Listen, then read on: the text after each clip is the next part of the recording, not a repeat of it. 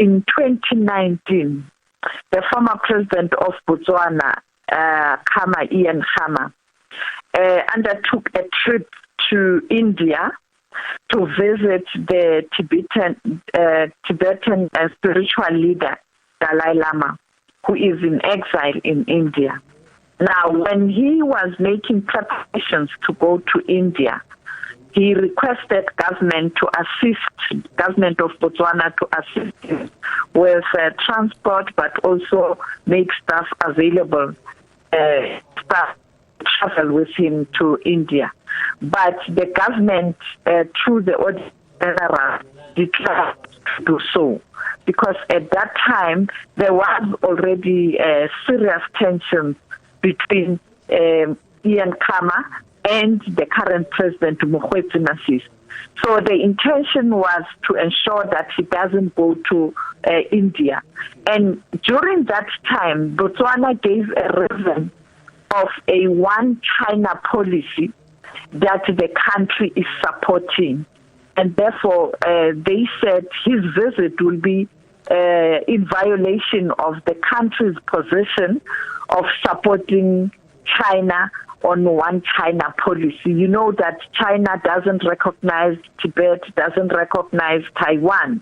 And therefore, people who are friends or who have a relationship with Taiwan or Tibet or Dalai Lama, they are seen as enemies to the China or to Beijing, because Beijing is doing so much on the continent. Many countries on the continent find themselves in a very difficult position when they have to deal with issues that are related to Taiwan or to Dalai Lama. You know, we also had a similar problem when Dalai Lama wanted to visit South Africa to attend the birthday of the Archbishop Desmond Tutu. He was refused a visa, and South African government did find a way to ensure that they decline his visa application. It had nothing to do with logistics or processes. It had to do with this one China policy that South Africa supports.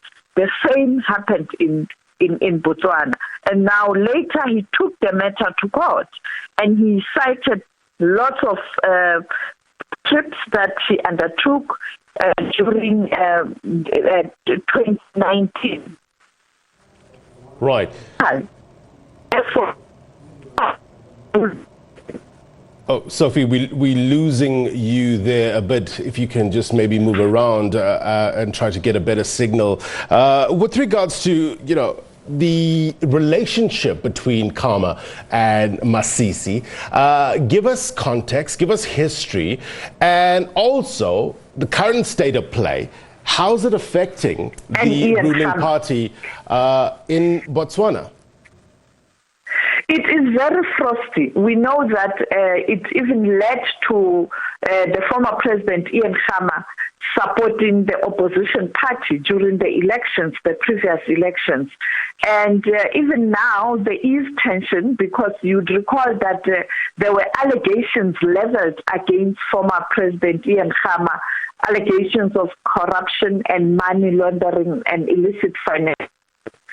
But we had this week, the court has been approached by the prosecution authority in Botswana using Gerinel to request that the charges that were leveled against the main suspect, they were requesting those charges to be dropped. And by extension, it means that the charges that were leveled against Ian Khama and businesswoman in South Africa, Bridget Motsepe, will not stand, because the main person who was accused, the prosecution authority has decided to request the courts to drop those charges. But the tension continues.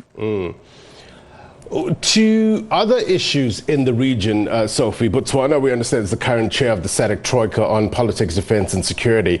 Talk to us about President Masisi. Has he been able to address the current security challenges facing the region when you look at the issues in Mozambique and Swaziland, now recently here in South Africa? What's your take? Well, clearly the issue of diplomacy is always a problem when you deal with such issues. And therefore, Botswana, as the current chair of Troika on organ politics, defense and security, did try to resolve or to assist Mozambique by being a standby force in Mozambique. We know that South Africa also contributed soldiers. They are currently in that trouble-torn region of Cabo Delgado. I think he was able to finally push Mozambique to agree to accept the standby force. In Swaziland, it is still encouraged because he did send envoy to Swaziland, including other countries that are part of the Troika.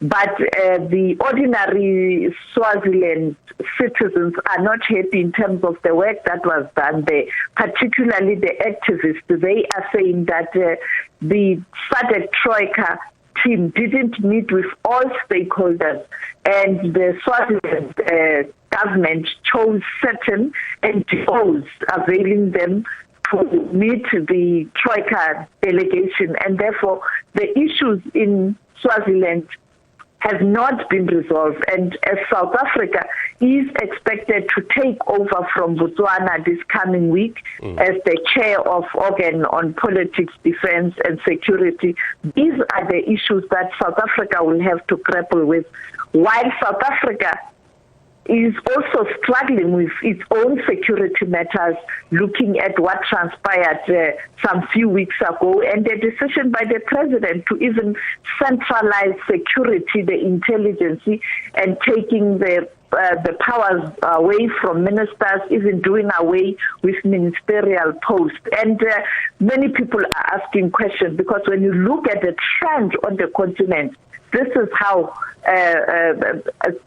when you centralize power like that, it speaks to the instability, the political instability in the country, and we may end up with unintended consequences.